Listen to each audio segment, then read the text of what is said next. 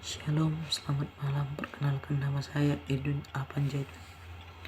Ini 20050406. Prodi PPKN, tugas mata kuliah Sosiologi, dosen Ibu Dina Telemban Gaul SPD MSI. Tugas mempresentasikan hasil resume Sosiologi dari buku Sosiologi dan Antropologi bab 5 sampai bab 8. Penulis SW Septiarti MSI dan kawan-kawannya. Penerbit UNY Press, tahun penerbit 2017. Saya akan membahas hasil presentasi saya pada bab 5. Bab 5, perubahan sosial dan pendidikan. Dalam realitas, tidak ada masyarakat yang bersifat statis, namun cenderung berubah. Yang konstan adalah perubahan itu sendiri. Perubahan dapat bersifat cepat atau lambat, progres atau kemajuan, atau regres atau kemunduran, dan manifest, ketentara atau latent atau tersembunyi. Setiap perubahan yang terjadi dalam masyarakat selalu memunculkan risiko kehidupan sosial atau ketidakpastian sosial. Tatanan sosial yang baru atau modern lebih menegakkan pada rasional yang bersifat progresif. Dalam dunia kemasyarakatan, dalam masyarakat yang mengenai transformasi, solidaritas bukan lagi menjadi prioritas, melainkan lebih individualis atau berorientasi pada pertimbangan untung atau rugi. Perubahan sosial. Para pakar sosial telah mengumpulkan dan menganalisis beberapa studi mengenai perubahan sosial atau social change. Perubahan sosial memiliki multi makna yang terkandung pada sudut pandang dan pengalaman seseorang. Sejumlah sosiolog memberikan definisi yang beragam tentang perubahan sosial, antara lain sebagai berikut. 1. Selo Soemarjan mengartikan perubahan sosial sebagai perubahan pada lembaga kemasyarakatan yang memenuhi sistem sosialnya, termasuk di dalamnya nilai-nilai, sikap, dan pola keperilakuan antar kelompok dalam masyarakat. W.F. Cockburn menjelaskan ruang lingkup perubahan sosial meliputi unsur-unsur material dan non-material. Yang ditekankan adalah pengaruh unsur kebudayaan material terhadap unsur non-material. Dalam kehidupan sosial terdapat kemungkinan terjadi culture lag, yaitu komponen kebudayaan yang tertinggal dari perubahan sosial. Bagian-bagian tertentu atau kebudayaan material berubah lebih cepat daripada bagian lainnya atau kebudayaan non-material. Kingsley Davis menjelaskan bahwa perubahan sosial merupakan perubahan-perubahan yang terjadi dalam struktur dan fungsi masyarakat. Samuel Queequeg mengartikan perubahan sosial sebagai modifikasi yang terjadi pada pola-pola kehidupan manusia. Glenn dan Glein menguraikan bahwa perubahan sosial merupakan variasi dari cara-cara kehidupan yang telah diterima yang disebabkan karena perubahan kondisi geografis, kebudayaan material, komposisi penduduk, ideologi, maupun karena penemuan baru dalam masyarakat. Globalisasi hadir sebagai konsekuensi logis dari proses perubahan sosial yang terjadi dalam konteks kesenjangan. Globalisasi merupakan arena konsentrasi berbagai nilai sosial budaya yang berpengaruh baik dari dalam maupun dari luar masyarakat itu sendiri. Globalisasi ditandai oleh terjadinya diferensiasi perilaku masyarakat dan proses digitalisasi dalam berbagai aspek kehidupan masyarakat. Hadirnya realitas baru tersebut juga berimplikasi pada perubahan dalam berbagai aspek kehidupan masyarakat, termasuk perubahan dalam new lifestyle atau gaya hidup baru seperti learning, life, communication, business, internet, home, dan lain-lain. Dengan kemajuan teknologi atau informasi, menurut Don Tapscott, telah lahir suatu generasi baru yang disebut The Next Generation atau N Generation, yaitu generasi baru yang hidup dalam dunia digital atau komputer, yang hidup dalam samudera informasi yang dapat diakses kapan saja dan di mana saja. Lebih lanjut, menurut Bremen Lee pada tahun 2007, masyarakat virtual tersebut berincikan 1. The listening adult supervision and guidance. Semakin berkurangnya peran orang dewasa dalam melakukan aktivitas kontrol sosial seperti memberikan pengarahan dan bimbingan kepada generasi muda. Kedua, increasing mass media and peer group influence. Semakin meningkatnya pengaruh mass media dan pergaulan dengan teman sebayanya terhadap generasi muda. The slashing extracurricular activities and interesting adults responsibles. 4. Dalam pengertian yang luas, pengertian memainkan peranan yang semakin besar dan semakin penting untuk mewujudkan perubahan mendesak dalam cara kita hidup dalam bertindak. Pendidikan merupakan kekuatan masa depan karena terjadinya alat perubahan yang ampuh, sedangkan Bertrand Russell membedakan tujuan pendidikan menjadi dua, yaitu yang pertama adalah untuk membentuk pribadi yang utuh, dan yang kedua adalah untuk menghasilkan warga negara yang baik. Membentuk warga negara yang baik berarti mengajarkan kepada mereka tentang kepatuhan dan kreativitas. Kreativitas merupakan penopang dalam perkembangan ilmu. Kedua tujuan tersebut tidak perlu dinegasiasikan dalam praktik, karena individu yang ideal adalah pribadi yang baik sekaligus kritis terhadap realitas mereka yang menghadapi kehidupannya. Tujuan utama pendidikan guru adalah menyiapkan individu sebagai warga terpendidik dalam masyarakat demokratis, sementara itu tujuan dari pedagogik kritis adalah menyiapkan individu atau warga untuk dapat berpartisipasi aktif dalam masyarakat demokrasi. Dengan demikian, dalam pedagogik kritis, individu diposisikan sebagai subjek aktif yang mampu merefleksikan diri sekaligus melakukan transformasi sosial kehidupan. Mereka perlu dididik supaya menguasai serangkaian pengetahuan yang penting dalam hidup mereka.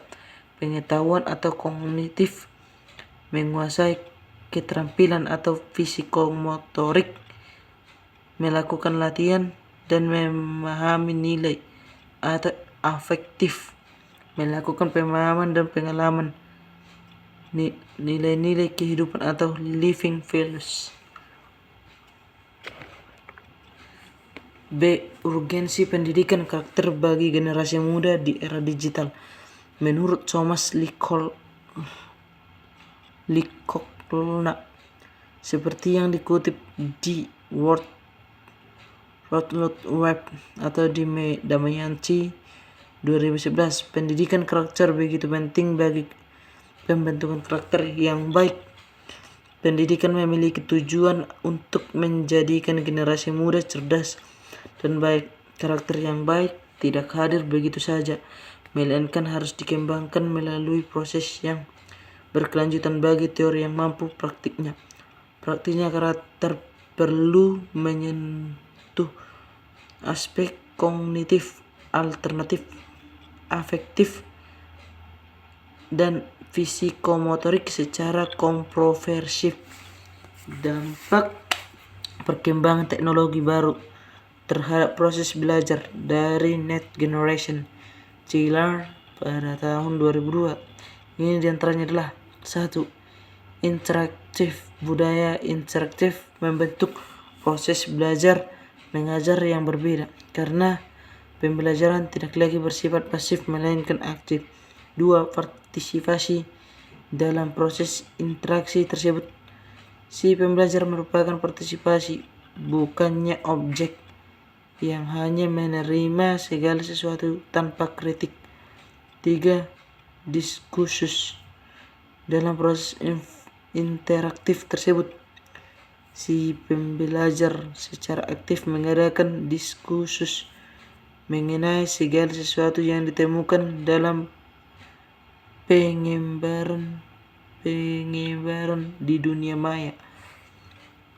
C. Tantangan pendidikan karakter bagi generasi muda di era digital. Pendidikan karakter di era digital menghadapi berbagai tantangan, menyangkut dampak-dampak globalisasi dan digitalisasi terhadap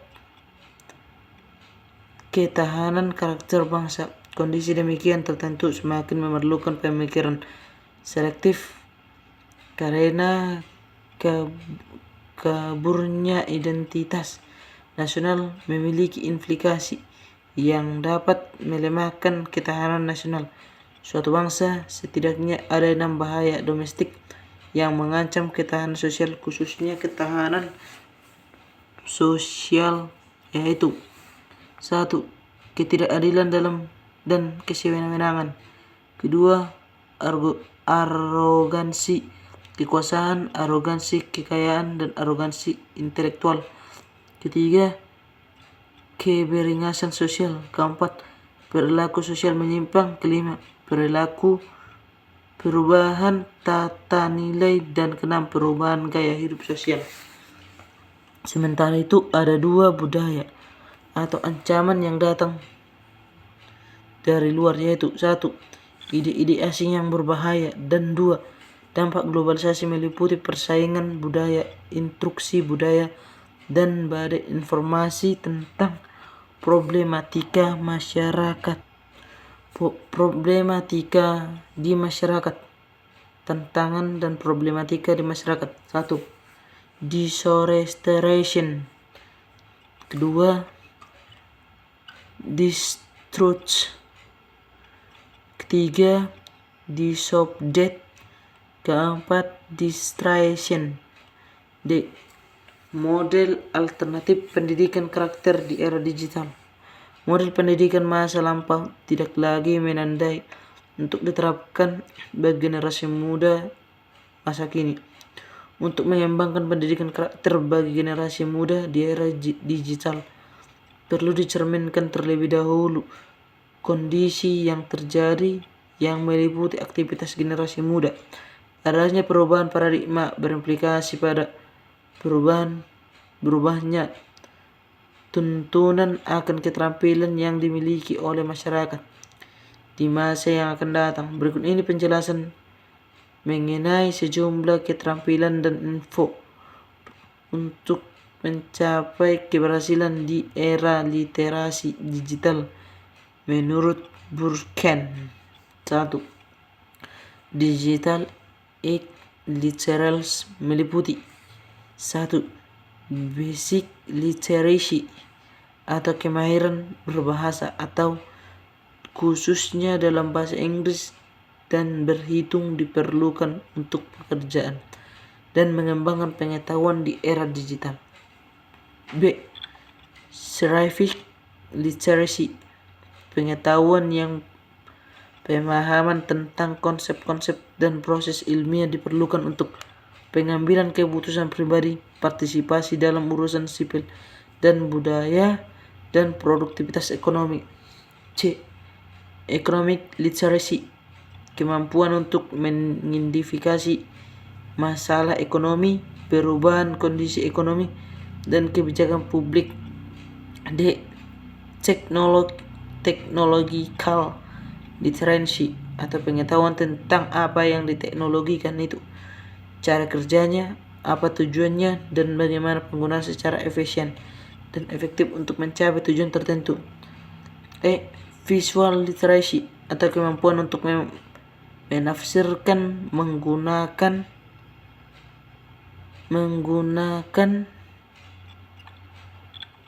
dan apa itu teknologi, dengan caranya, apa tujuan, dan bagaimana penggunaan secara efisien, efektif untuk mencapai tujuan tertentu.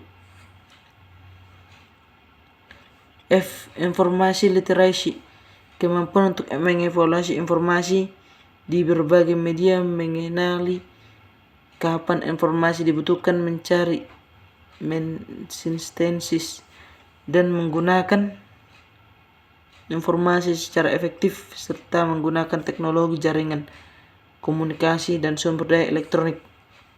G.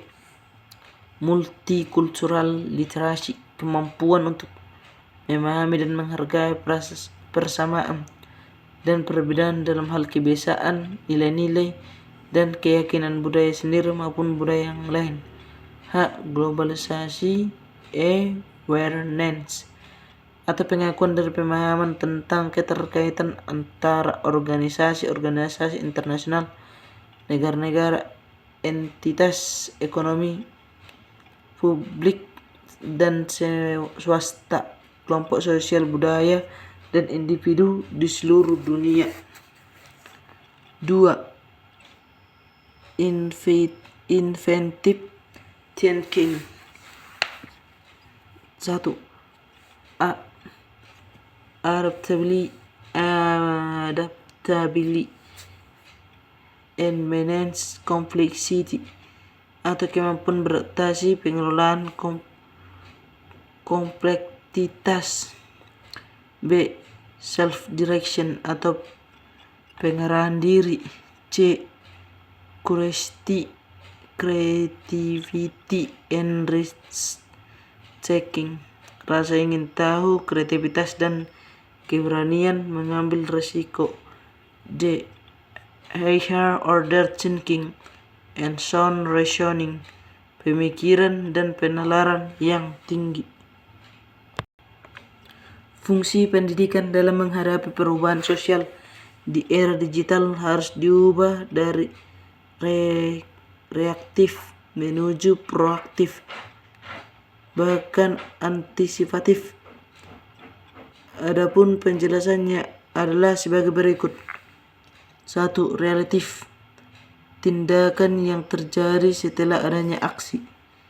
2. Provokatif, dan memperkirakan perkembangan ke depan atas situasi dalam kondisi serta permasalahan yang ada. 3. Antisipatif, mengmodifikasikan situasi, kondisi, dan faktor menjadi lebih ideal. Pendidikan karakter di era digital perlu ditambahkan lebih efektif melalui modifikasi multi-pendekatan, multi-metode strategi, dan multimedia seperti berikut ini. 1. Modeling atau keteladanan. 2. Habituating atau pembiasaan. 3. Life and experience atau pengalaman. 4. Problem solving atau hadapan masalah dan pemecahan. 5. Classification atau klasifikasi nilai. 6. Reflective thinking atau pemikiran relatif. 7. Critical thinking atau berpikiran kritis. 8. Creative thinking atau berpikiran kreatif. 9. Interaction dialogis dan kebutuhan antara generasi. 9. Answer-making melalui tindakan privasi. Ke-11. Empowering activating and emancipatories. Ada keterlibatan generasi muda sebagai subjek dalam berbagai aktivitas kehidupan bermasyarakat. Saya akan melanjut pada bab ke-6. Model sosial budaya dalam pendidikan. Model sosial budaya dalam pendidikan. Model sosial bersifat produktif, memungkinkan pencapaian beberapa tujuan yang tidak dapat dicapai tanpa keberadaan seperti model fisik dan model manusia. Model sosial tidak sepenuhnya dapat ditukar, tetapi dapat ditukar dan terkait dengan aktivitas-aktivitas tertentu. Bentuk model sosial tertentu yang memiliki yang bernilai untuk memudahkan beberapa tindakan, bisa jadi tindakan yang berguna atau merugikan orang lain, tidak seperti bentuk model lainnya. Model sosial melekat pada struktur relasi di antara orang dan di kalangan orang. Meskipun sosial dan model budaya mempunyai peran yang penting dalam proses pembangunan di Indonesia, permasalahan pendidikan di Indonesia dapat dianalisis dalam dimensi struktur dan kultur. A. Konsep makna modal. Modal sosial. Konsep model sosial dibahas secara kritis dalam buku Socially Capital of the Theory yang ditulis oleh Yulia Hauber. Secara konseptual, model sosial telah banyak dikajikan oleh para ilmuwan sosial. Beberapa buku yang mengkaji model sosial sudah banyak dibaca dan dikritisi oleh berbagai disiplin ilmu, seperti ilmu ekonomi, manajemen, politik, pendidikan, dan pekerjaan sosial. Definisi model secara menjabartani individu dan kolektif. Klomen menjelaskan bahwa model sosial sebagai aset model individu, namun melihatnya terbangun dari sumber-sumber daya struktur sosial yang terkait dengan dua elemen pokok, yaitu batas-batas aktual kewajiban yang harus dijalankan dan level kejujuran lingkungan sosial. Pada gilirannya bersifat spesifik menurut konteksnya dan dibangun oleh struktur sosial tersebut. Faktor-faktor yang berpihak dan perkembangan model sosial seperti kedekatan, jaringan atau kecenderungan banyak untuk meminta dan menawarkan bantuan, dan faktor-faktor yang cenderung melemahkannya seperti kemakmuran dan sistem kesejahteraan. Dalam konteks nilai perspektif pilihan rasional, aktor atau harus memilih penciptakan modal sosial ketika seharusnya mereka mengajarkan kepada kepentingan pribadi mereka. Menurut klaim, model sosial tidak lahir karena aktor mekanisme pilihan untuk berinvestasi di dalam, namun sebagai produk sampingan dari aktivitas yang dilakukan untuk mencapai tujuan lain. Dengan demikian, model sosial harus perlu diberlakukan sebagai mengalkulasikan pilihan berinteraksi di dalamnya, namun sebagai produk di samping dan aktivitas yang dilakukan untuk mencapai tujuan lain. Dalam demikian, model sosial harus berlaku sebagai barang umum daripada barang pribadi. B. Unsur-unsur modal sosial. Menurut Hasbullah, unsur-unsur pokok modal adalah 1. Partisipasi dalam suatu jaringan. 2. Timbal balik atau reciprocity. 3. Kepercayaan atau truth. 4. Norma-norma sosial. 5. Nilai-nilai dan tindakan provokatif.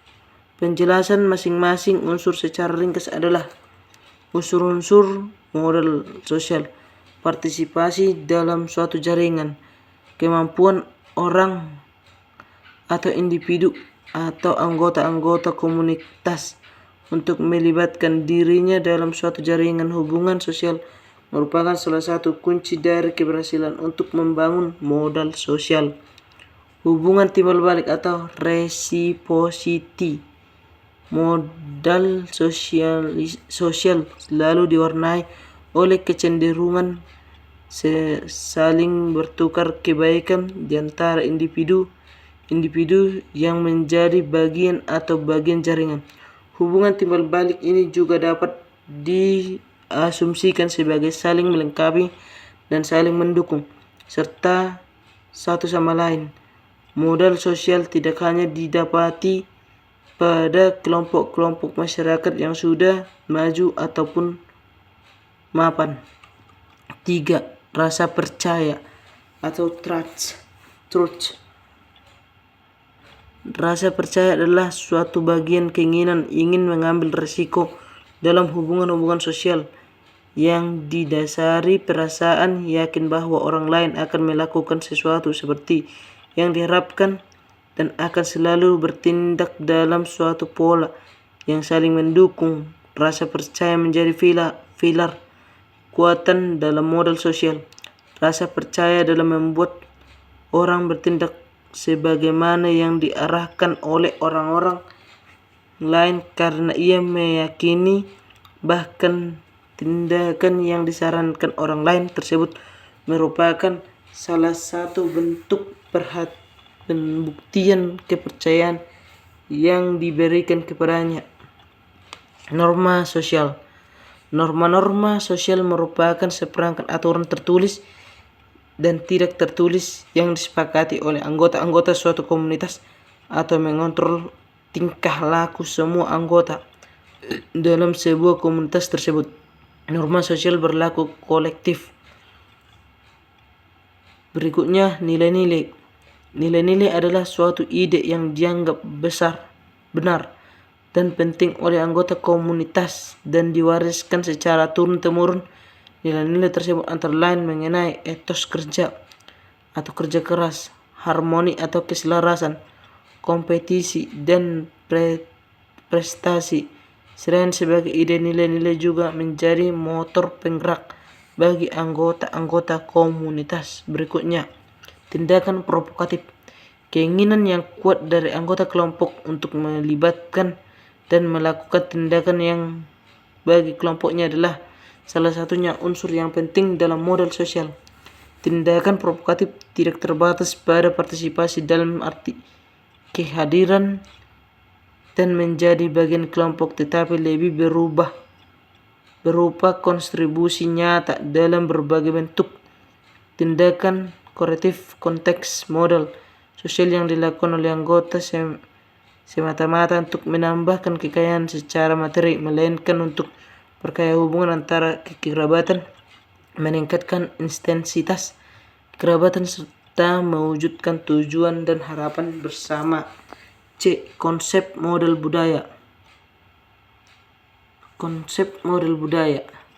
Modal diperoleh melalui proses belajar yang membutuhkan waktu dan kerja keras.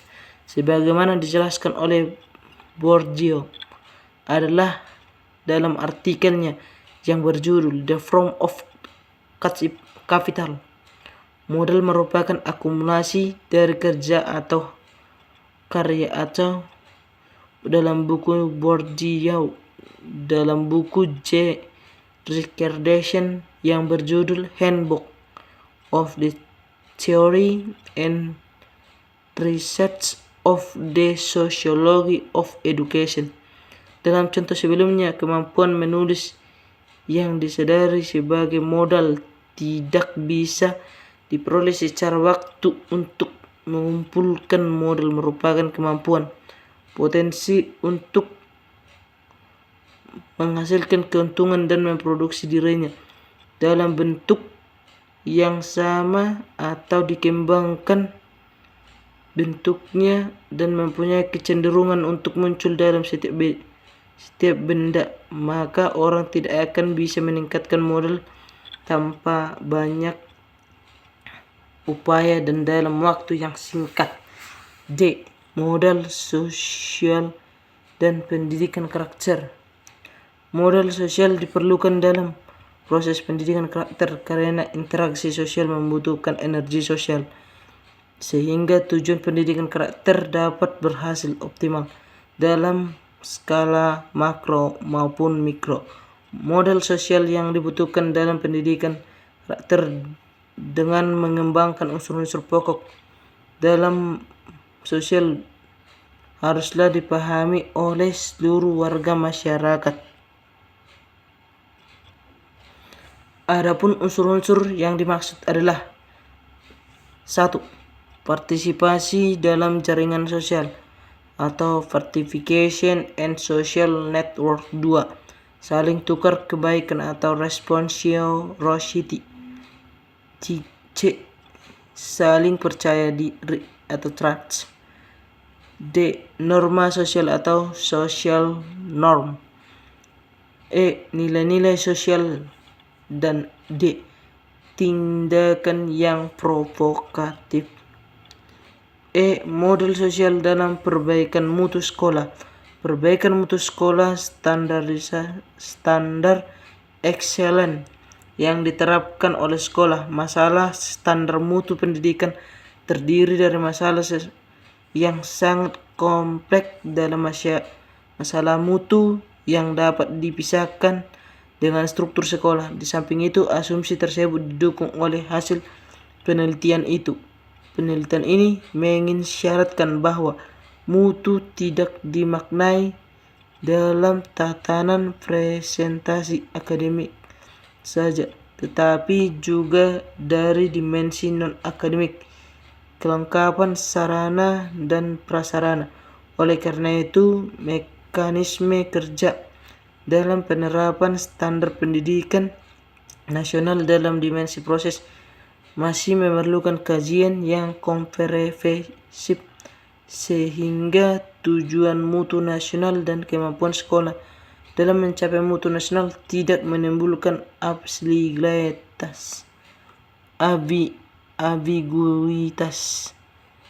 Perkembangan modal sosial memerlukan transformasi nilai sebagaimana dijelaskan oleh Dwi Nigrum dalam masa transisi kebijakan pendidikan.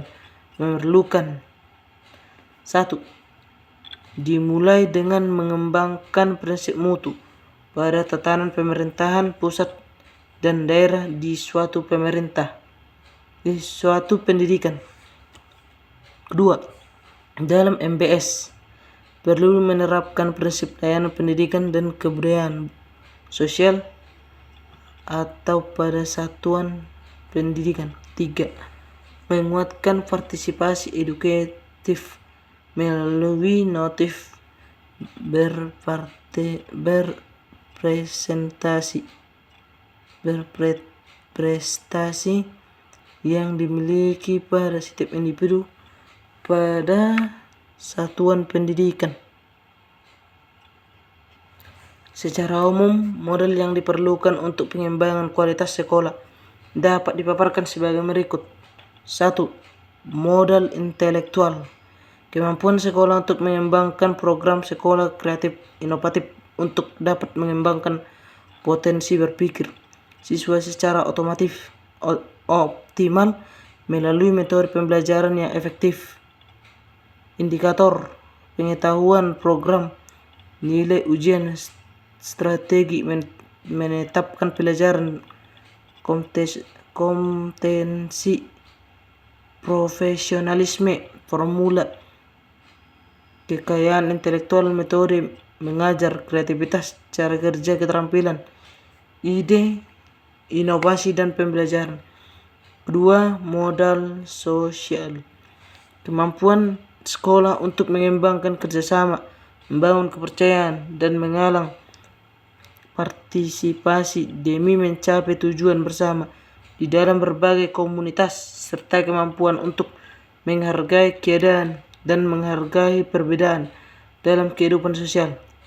Indikator kerjasama, koordinasi, komunikasi, gaya belajar, mengajar, berkepemimpinan, partisipasi, kepercayaan, tim kerjasama, komitmen sekolah atau MG, MP, dan internet. Ketiga, modal budaya. Kemampuan sekolah untuk mengembangkan budaya sekolah adalah membentuk perilaku, disiplin, dan prestatif dalam berbagai aktivitas sosial budaya pada suatu pendidikan. Indikator budaya sekolah, disiplin, simbol penampilan, tata letak, visi misi, kegiatan seni, olahraga, dan komunikasi berbahasa asing. Kelima, modal ekonomi. Kemampuan sekolah untuk menggali dana secara swadaya, bantuan stakeholder, dan dana proyek untuk pelayanan pendidikan dan peningkatan mutu. Indikator bantuan dana sekolah, sarana prasarana, bantuan proyek, dan lain-lain. Saya akan melanjutkan kepada bab terakhir, kepada bab 7, kultur sekolah dan mutu pendidikan. Pada dasarnya, pendidikan budaya atau kultur merupakan suatu kesatuan melalui proses pendidikan, maka terbentuknya budaya pendidikan melahirkan sebuah pola pikir, pola kerja, pola tingkah laku, dan kemudian diimplikasikan dalam kehidupan sehari-hari sehingga menjadi kebiasaan yang terpola. Dalam itulah yang disebut budaya. Demikian pula di lembaga pendidikan seperti sekolah, misalnya pola pikir kerja, pola belajar, dan pola tingkah laku warganya yang didasarkan oleh nilai-nilai dan norma-norma yang baik sesuai dengan awal dan tingkah laku warganya yang berdasarkan nilai-nilai norma-norma yang baik sesuai dengan awalnya dikenalkan, diakui, atau proses sosialisasi, dan kemudian menginternalisasi atau mengkulturalisasi atau melembaga, serta kemudian menjadi pedoman dan membudaya pada warga sekolah. Demikian pada kebutuhan atau lembaga, serta kemudian menjadi pedoman membudaya pada warga sekolah. Demikian pula kebutuhan dan keinginan untuk menjadikan sekolah menjadi suatu institusi dan berkualitas untuk dimulai dari proses sosialisasi pada seluruh warga sekolah, dan terhadap demikian setahap akan menjadi budaya kultur secara sekolah tersebut. Kualitas sekolah merupakan keniscayaan yang harus terus diusahakan oleh bangsa Indonesia, terutama sekolah. Dalam hal ini kepala sekolah, guru, siswa, tenaga administrasi, dan para siswanya.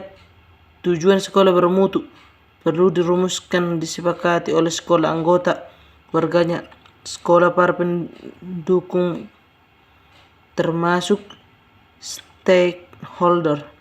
Perbaikan mutu sekolah memerlukan konsep yang jelas, dan dengan konsep itu dirancang di depan dan disusun komitmen meraih mutu serta kecakapan aksi yang harus diusahakan dan dimiliki oleh sekolah beserta pendukungannya. B. Berbagai perspektif kultur sekolah. Penekanan sekolah pada aspek-aspek tertentu dapat disebut berbagai perspektif kultur sekolah. Dalam suatu sekolah dapat muncul berbagai perspektif kultur dan tanggung jawab penekanan beberapa pada aspek tertentu. Perspektif kultur sekolah antara lain kultur sekolah efikasi, kultur sekolah perspektif, kultur sekolah optimis, kultur sekolah kontrol siswa, dan kultur sekolah human. C. Membangun dan mengembangkan kultur sekolah. A. Kepemimpinan kepala sekolah yang efektif dan demokratif. B. Arah rencana perkembangan kultur sekolah didiskusikan bersama. C. Kemampuan guru senantiasa terus ditingkatkan. D. Memotivasi dan memfasilitasi siswa untuk berprestasi. J. Menggambarkan contoh kultur sekolah positif dan negatif.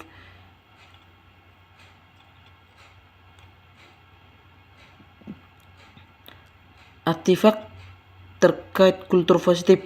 Ada ambisi untuk meraih prestasi, pemberian penghargaan pada yang berprestasi.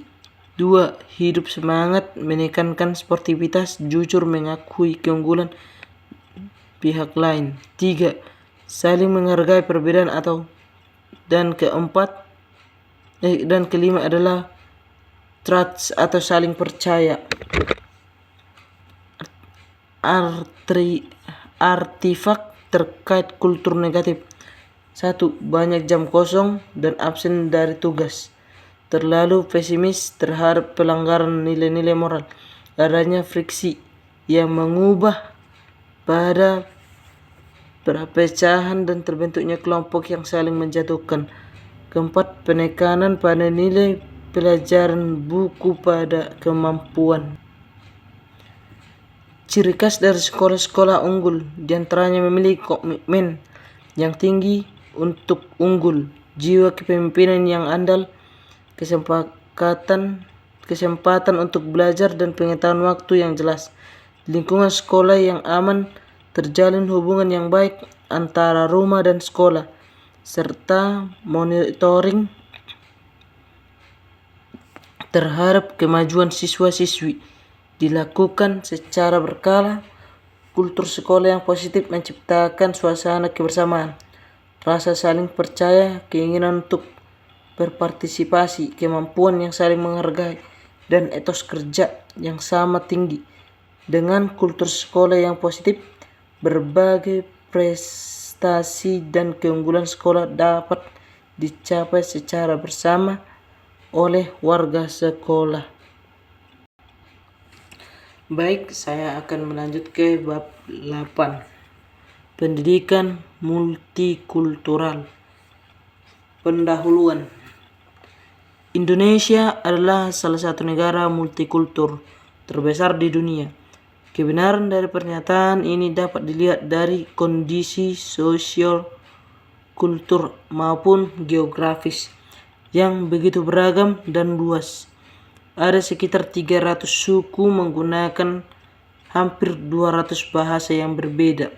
Oleh sebab itu, rakyat Indonesia penting menyadari bahwa keberagaman bangsa Indonesia adalah anugerah yang harus dipelihara dan diambil hikmahnya bagi kesejahteraan bangsa Indonesia, karena bila tidak dikelola dengan baik dapat berubah menjadi petaka bagi bangsa Indonesia yang besar ini. 2.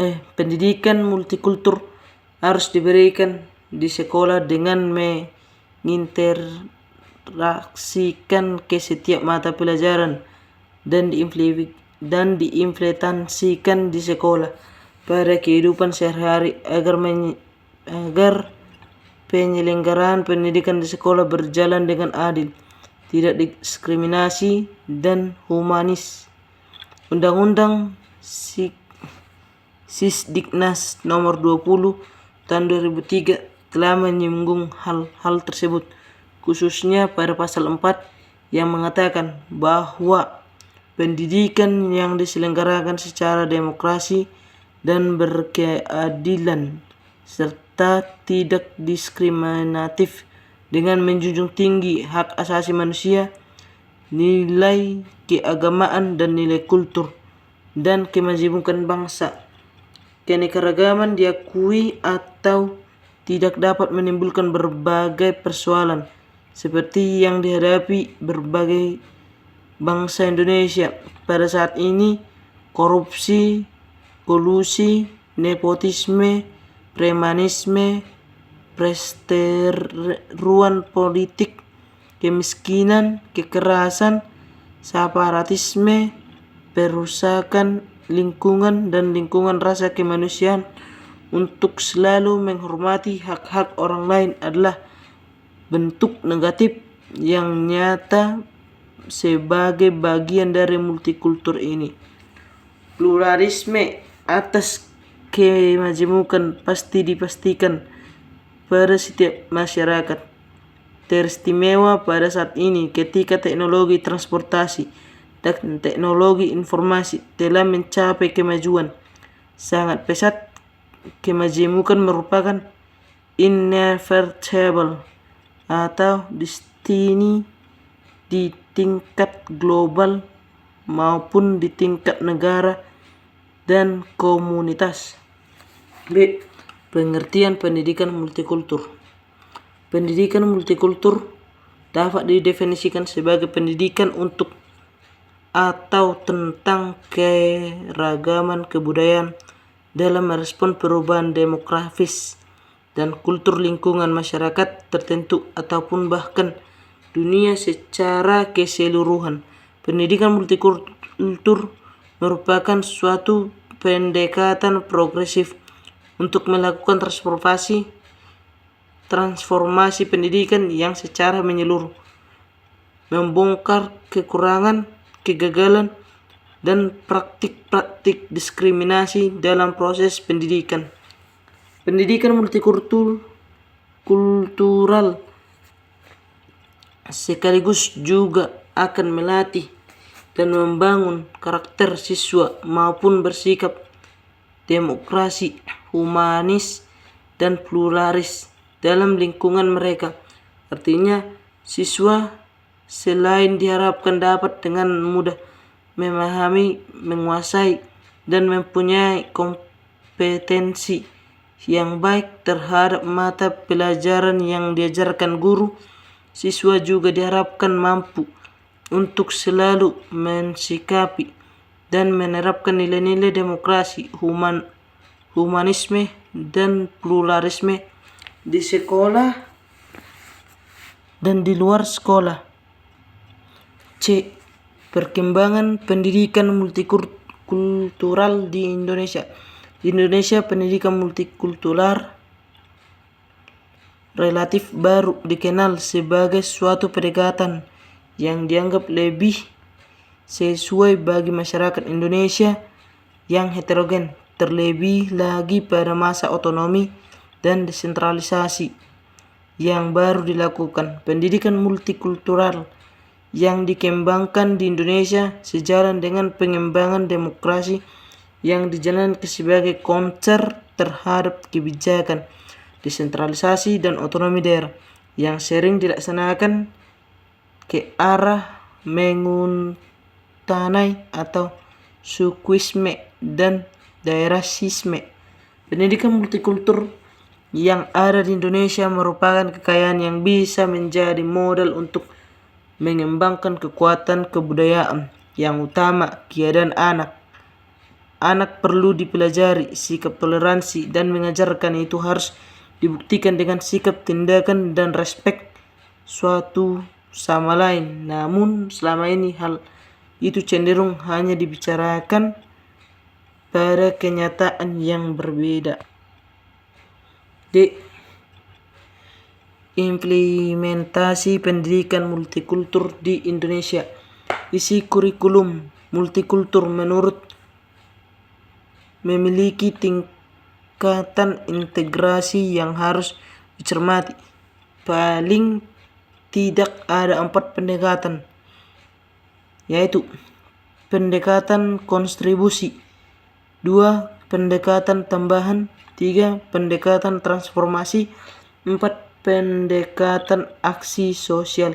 Pendekatan pertama dan kedua pada umumnya struktur dan tujuan dasar tetap tidak berubah. Struktur sama dengan kurikulum nasional dan isi mikrokultur yang diberikan terhadap pada kajian peringatan pahlawan. Pendekatan ini hanya berubah tambahan yang direncanakan untuk semua siswi atau mahasiswa. Tetap mereka tidak mendapatkan pandangan umum tentang peran dan kerangka pemilikan kelompok etnik dan mikrokultural. Umumnya hanya memperkenalkan simbol etnik atau baju, senjata, bentuk rumah, dan lain-lain. Isi itu ditambahkan pada kultural inti tanpa mengubah asumsi dasar dan struktur. 5. Tantangan pelaksanaan pendidikan multikultural. Pendidikan multikultural dapat dijalankan jika para pengajar, pemimpin, aktivitas sekolah, dan kampus memiliki sikap multikultural serta memiliki kemampuan dalam melaksanakan dengan cara. Hal ini juga akan menjadi tantangan sebab sekolah-sekolah umumnya belum dapat bebas dari stereotipe dan prasangka atau presudis yang bersumber dari rasa, primordialisme, kesukaan, keagamaan, dan kelas sosial. Seperti hasil temuan dari A.F. Saifuddin pada tahun 2004 dalam penelitian di 30 sekolah di 5 provinsi di Indonesia, salah satunya Sulawesi Tengah, Sulawesi Utara, Sulawesi Tenggara, Kalimantan Timur, dan Kalimantan Selatan. Pada tahun 2002 mendapatkan bahwa sebagian guru yang merupakan pendatang atau migran mengategorikan siswa penduduk asli pribumi sebagai siswa terbelakang atau orang gunung atau kampungan. Stereotipe sering diekspresikan dalam proses belajar mengajar karena menganggap anak pendatang lebih baik daripada anak pribumi atau asli daerah tersebut. Kebaikan pula di Pulau Jawa, guru sering menganggap anak dari daerah asal Jawa lebih pandai yang pendatang. Guru yang merupakan faktor penting dalam implementasi nilai-nilai keberagaman dan inklusif dan moderatan seperti yang disyaratkan pendidikan atau multikultural. Di sekolah, guru mempunyai posisi penting dalam pendidikan ini, memiliki keberagaman yang inklusif dan moderat. Maksudnya, guru memiliki pemahaman keberagaman yang humanis, dialog persuasif, kontekstual, substantif, dan aktif. Sosial, pemahaman keberagaman ekspresif, budaya yang mengundang. Pemahaman yang humanis adalah mengakui kepentingan nilai-nilai kemanusiaan dapat diimplementasikan dengan adanya kepedulian sosial, menghormati hak asasi orang lain, membangun perdamaian dan kedamaian umat manusia. Apabila guru mempunyai paradigma pemahaman keberagaman yang inklusif dan moderat, dia juga akan mampu untuk mengajar dan mengimplementasikan nilai-nilai kebangsaan tersebut terhadap siswa di sekolah. Guru harus mampu bersikap demokrasi, artinya segala tingkat dan tingkah lakunya, baik sikap maupun perkataan, tidak diskriminatif atau bersifat tidak adil dan menyinggung siswa-siswi yang berbeda dengannya, mungkin agama, ras, status sosial, ekonomi, dan lain-lain. Guru mampu memiliki kepedulian tertentu terhadap suatu kegiatan yang bersikap empatik, atau walaupun itu terjadi pada orang yang berbeda ras, agama, status sosial, dan sebagainya. Demikian presentasi saya. Jika ada kesalahan dan kekurangan penyampaian kalimat saya atau adapun gangguan-gangguan yang mengganggu hasil presentasi saya, kiranya Bapak Ibu yang mendengarkan dapat memaklumi. Sekian dan terima kasih. Selamat malam, selamat beraktivitas. Horas, horas, horas.